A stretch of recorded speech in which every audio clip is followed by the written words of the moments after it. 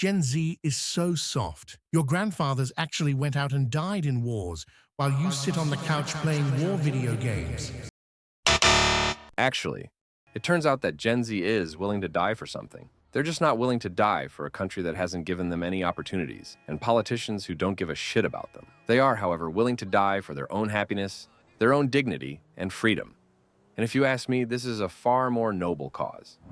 Recently, a young 21-year-old Zoomer by the name of Sean Desolitz published a YouTube video titled, "I'd rather die than work a 9 to 5." He has since changed the name of the video, but this video went viral, amassing nearly 300,000 views.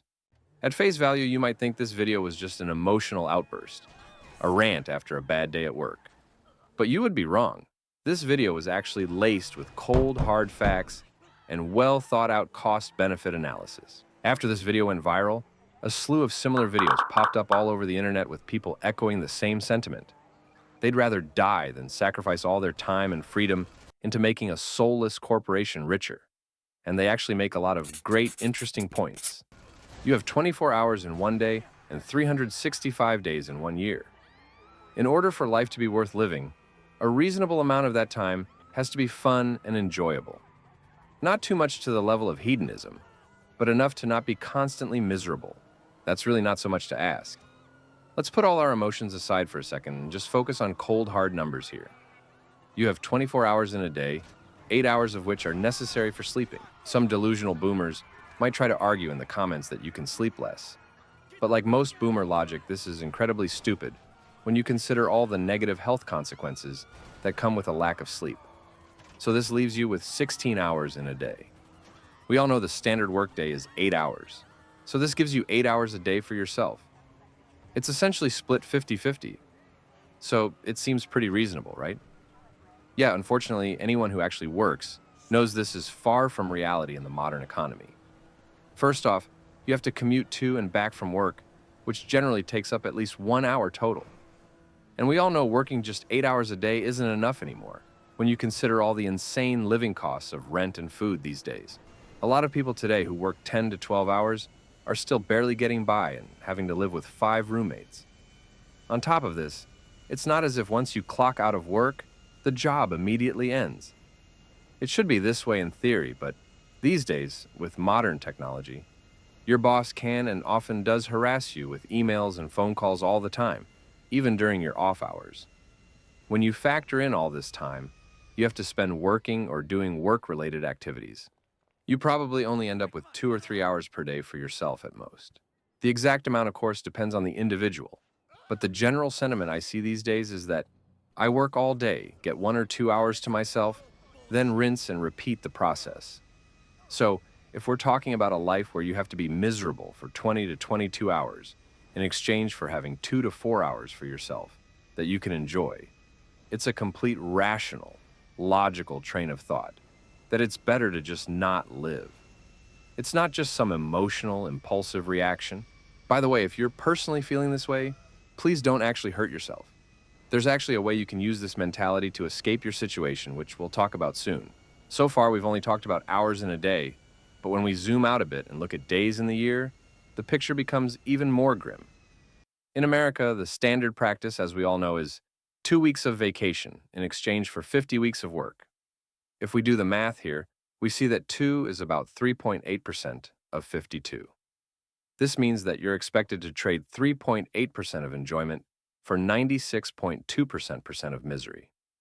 Let's imagine this scenario for a second. Whether you're religious or not, let's say hypothetically, there is a God, and he gives you a choice before you're born as to whether or not you actually want to come down to earth and live a human life. If he were to tell you that life on earth was 96% misery and only 4% happiness and enjoyment, I'm sure just about everyone would say, "No, fuck this shit. I'd rather just not be born." And that would be the complete logical, reasonable choice to make. I'd rather be a free man in my grave than living as a puppet or a slave. Jimmy Cliff. As bad as the cost-benefit ratio of modern jobs are, and they are bad, I wouldn't even say that's the biggest reason working a 9 to 5 is worse than death. Basic human respect and dignity are fundamental principles I believe everyone should be treated with. And I don't think this is even a remotely controversial opinion to have. But in modern workplaces, apparently it is. The modern workplace is legit one of the most disgustingly toxic and abusive environments there is.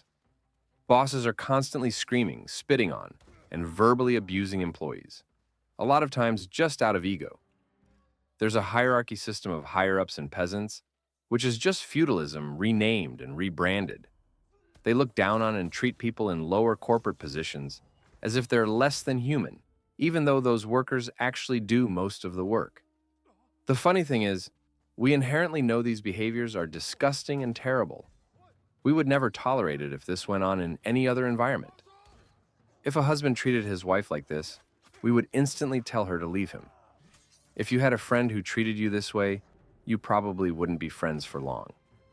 So why is it that as long as this disgusting form of abuse happens in a work environment, we're supposed to just suck it up and accept that's the way it is?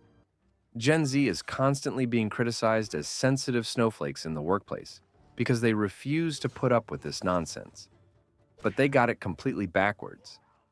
If you don't have the guts to stand up for yourself when someone is constantly verbally abusing you, you're the one who's the spineless coward. Gen Z is Chad as fuck for standing up to these abusive corporate overlords. I mentioned earlier that there actually is a silver lining to all of this, and it's time to deliver on my promise. When I was in my early 20s and trying to navigate this dogshit economy as a millennial, like a lot of you, I got pushed to my absolute limit. I got rejected for over 100 jobs that I applied for, and I ended up having to find gig economy work to support myself. The gig treated me like absolute garbage, forcing me to wake up at 4 a.m., then getting mad because I was tired on the job. Yeah, I had to wake up at 4, of course. I'm tired, you dumb motherfuckers. It was at that moment that I decided I was never going to do another gig or another regular job, and that I was going to find another way even if I didn't know how. I decided, like a lot of you, that I'd rather die than work a 9 to 5, then go back to being dehumanized, abused, and disrespected for $7 an hour. But something really interesting happened then. Instead of being depressed, I became fearless. If I already didn't fear death, then I had absolutely nothing to lose. This fearless mentality allowed me to take a series of insane risks that ultimately allowed me to escape the rat race.